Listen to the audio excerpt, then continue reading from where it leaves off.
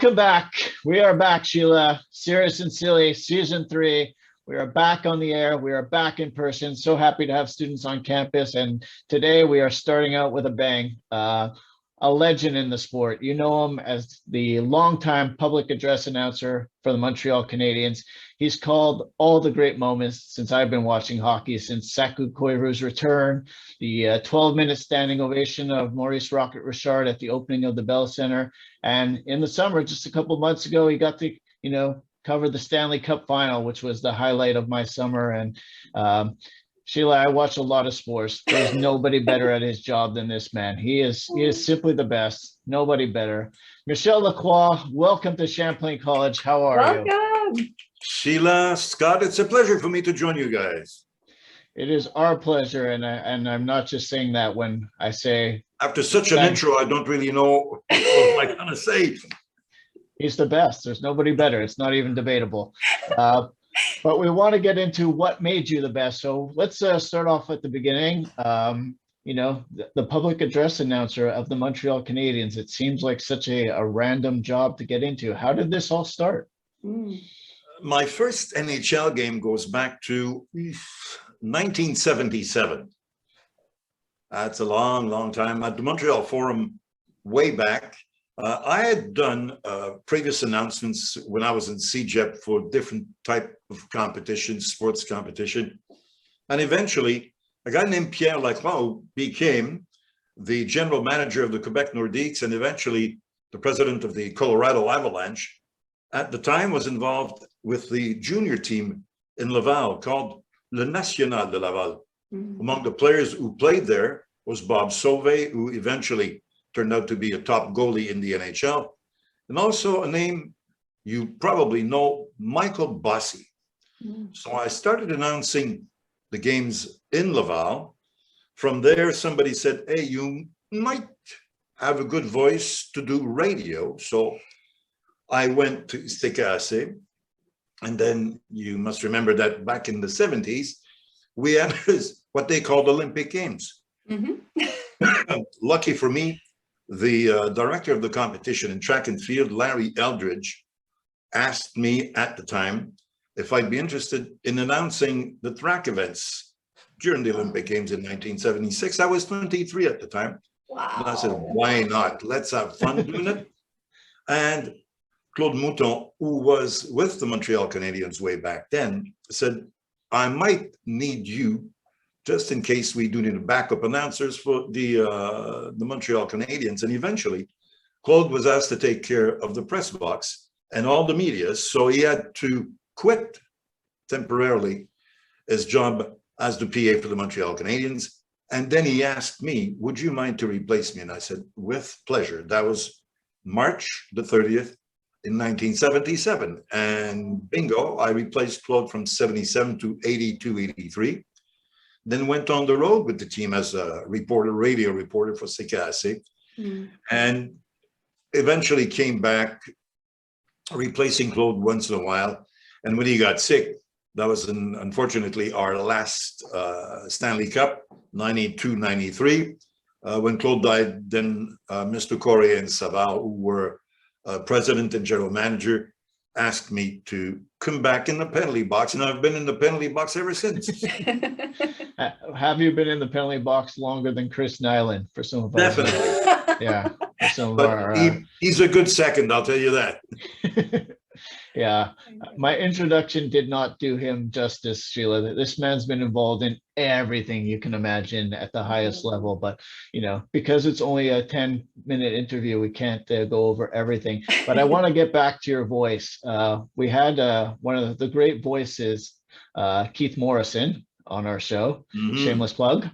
And where did this voice come from, and when did you start to think like, hey, this voice is something people want to hear? Gee, I don't know. When I was studying, basically I did a few radio shows at college, but not much more. But eventually, I think the job that I got as a PA for different competition, sports competition, helped me a lot to develop the voice, and eventually mixing both radio and the PA made the difference. I think this is basically how I can explain it, but otherwise it's just pure luck. Beautiful. Good genetics. I don't Yeah, know. exactly. It's just the perfect mix between like baritone and level. I don't know. I don't want to get into it. I could talk I don't all want to day get about into the this voice. either. Oh, sorry, my little thing went a little bit crazy here. Hold on. There you guys are.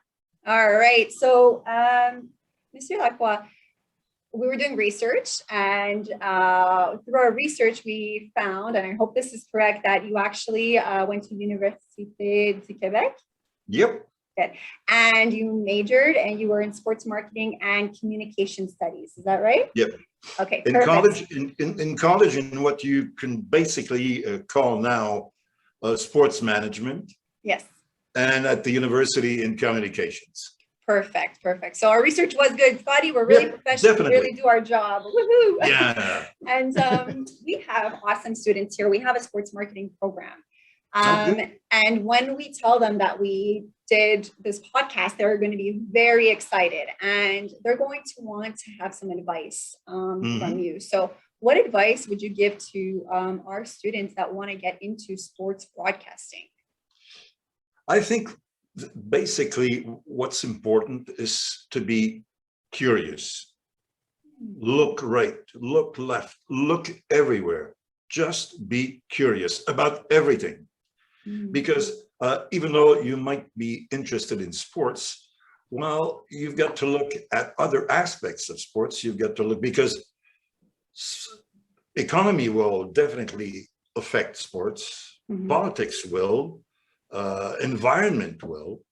So you've got to look right and left to be you've got to be picky. You've got to, like I said, you've got to be curious, ask questions. And I think basically go back in time to do some research about the history of sports, history of a team, history of Olympic Games.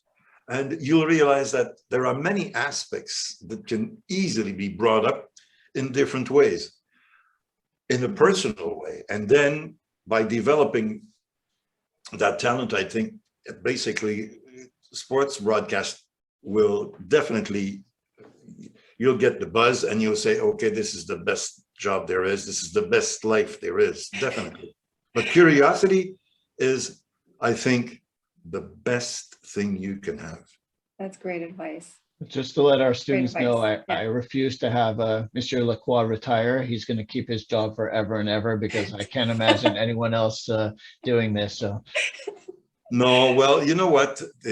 I look back and I see great reporters that I worked with, from René Le Cavalier to Richard Garneau, doing Olympic Games way back in the 70s. I mean, we had great talent in French and in English as broadcasters.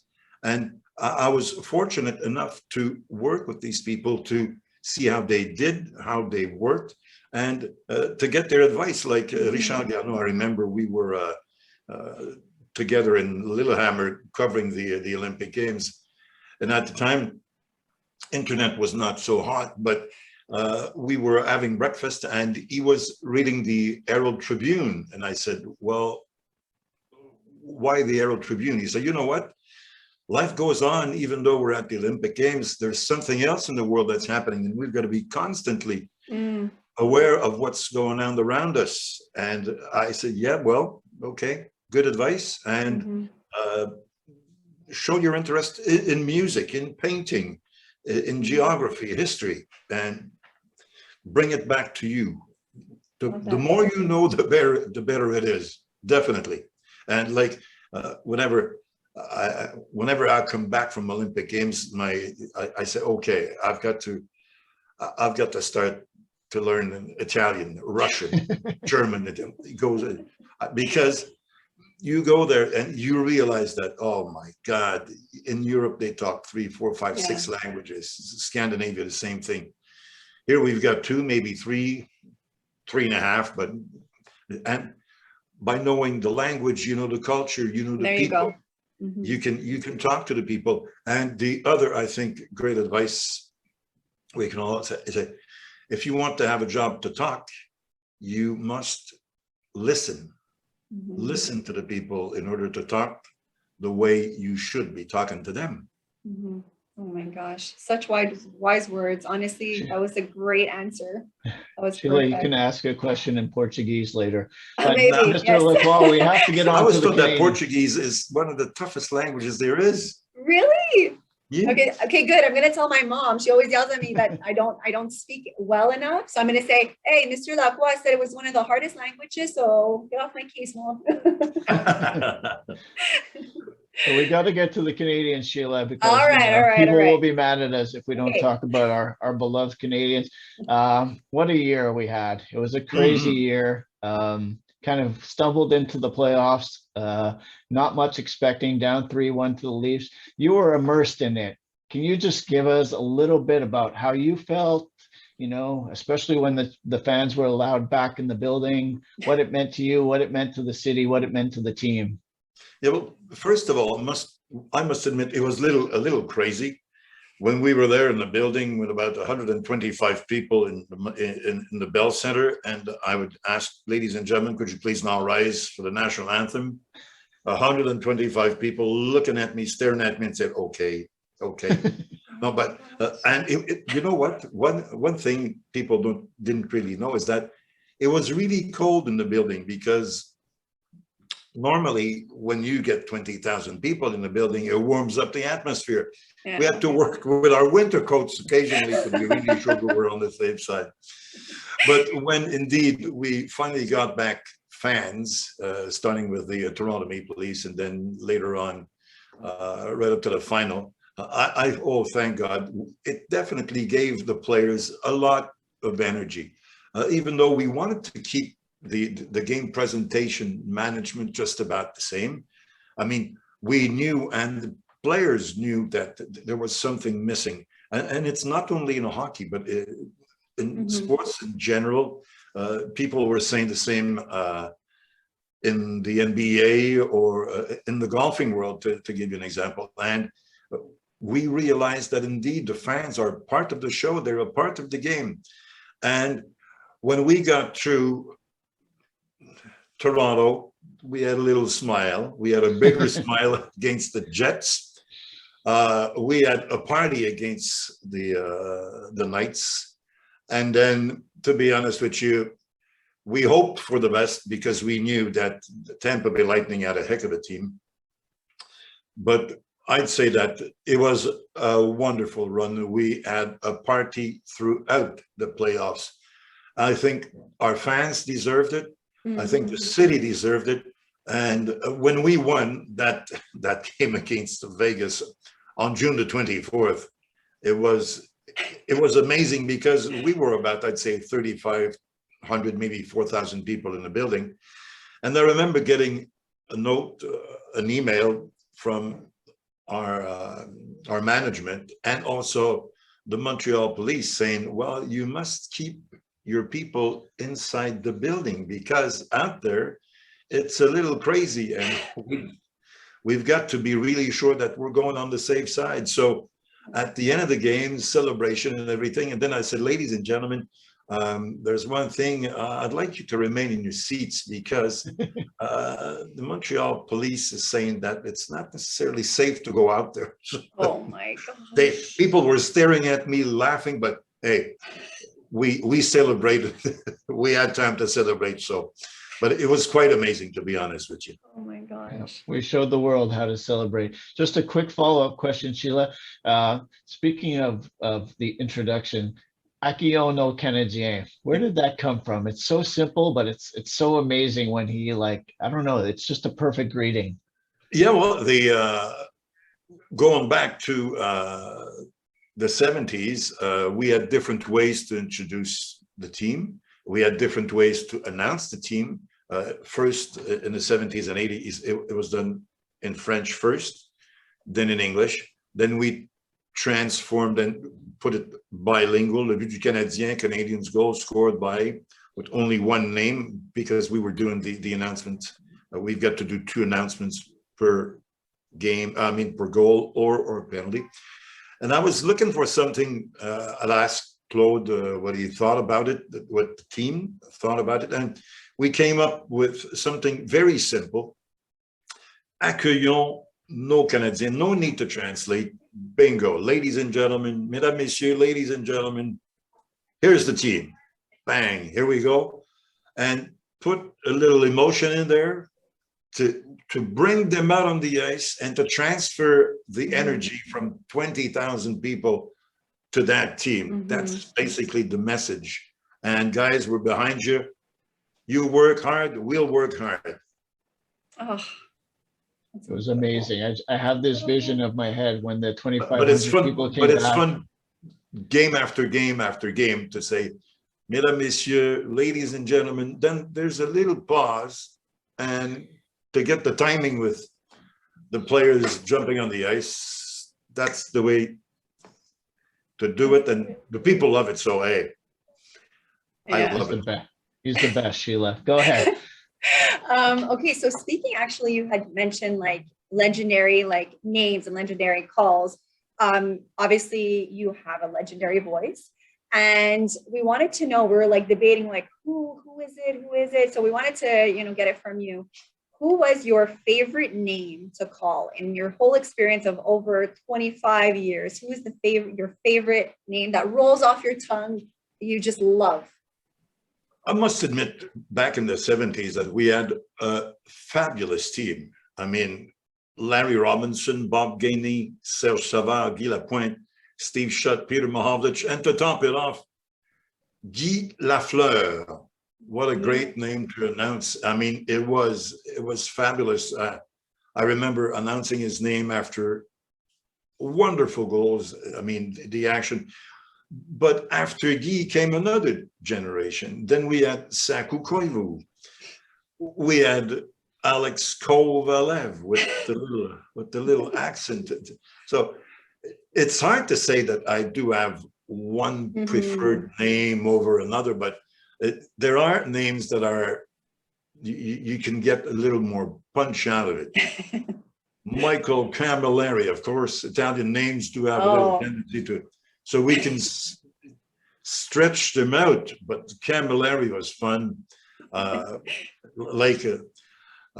Like Robinson, when you can roll the R, Robinson or get the Gainey in the move. Or more recently, I mean, Caulfield. You just throw it out there, or Weber, because Shea is such a giant on the ice. You just go Weber. I mean, you can feel the weight of the guy. Oh wow! So it goes with the character. There you go.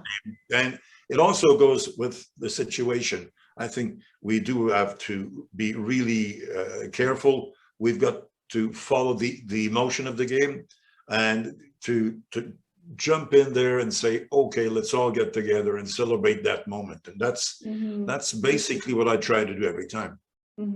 I think my favorite one for you, Mr. Lacroix, was Max Pacioretty.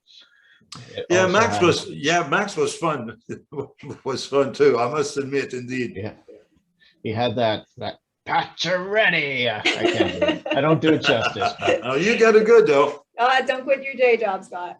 But if we can ask you a small favor, Monsieur Lacroix, as you don't know, but Sheila actually played soccer for us with the Champlain Cavaliers, number 7, and she never scored a goal because she said she played defense. I'm defense. It's hard. I don't understand it, but I'm wondering, her last name is Baron-Caro, Sheila Baron-Caro, number 7. If you could give Sheila one of your famous goal calls to kind of make her feel Sheila, like at home.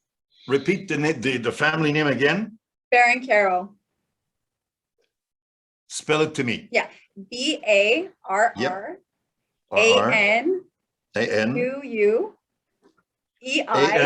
Yeah, QUEIRO. QUEIRO.